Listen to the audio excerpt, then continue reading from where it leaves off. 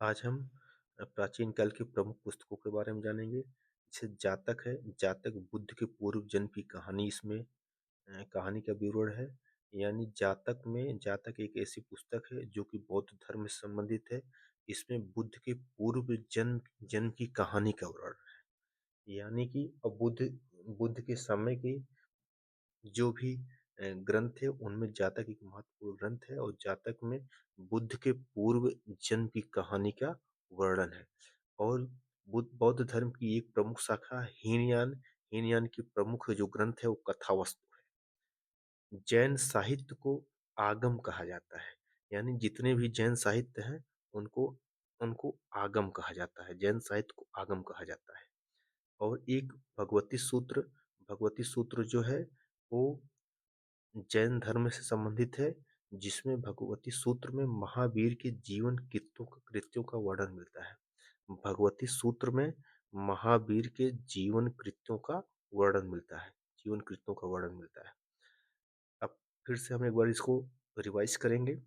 जातक जातक एक ऐसी पुस्तक है जिसमें बुद्ध के पूर्व जन्म की कहानियों का विवरण है और उनके काल में जो महत्वपूर्ण शासक हुए हैं उनका उनसे क्या संबंध रहा है उसका विवरण जातक में मिलता है।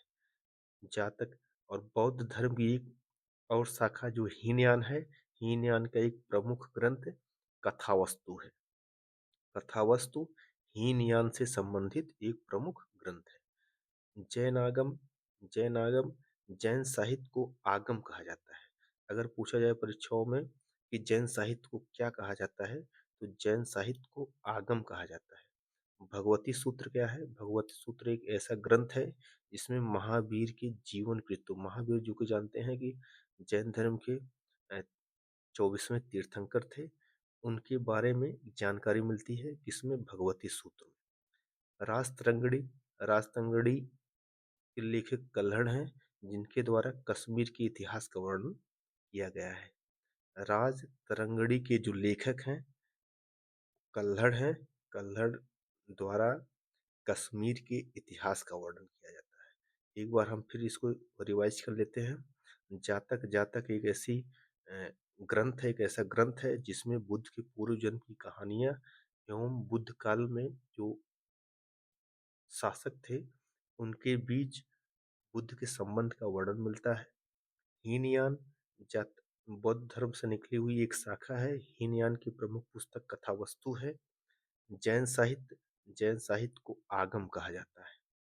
एवं भगवती सूत्र जैन धर्म से संबंधित है, जिसमें महावीर के जीवन कृत्यों का वर्णन किया गया है। बुद्ध के पूर्व जन्म जन्म की कहानी एवं हीनयान के प्रमुख ग्रंथ और इसके बाद जैन साहित्य को आगम कहा जाता है।